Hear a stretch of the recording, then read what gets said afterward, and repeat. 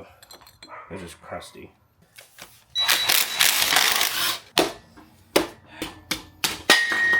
And that's why you wear shoes, kids. It's no fun if there's no OSHA violations around here.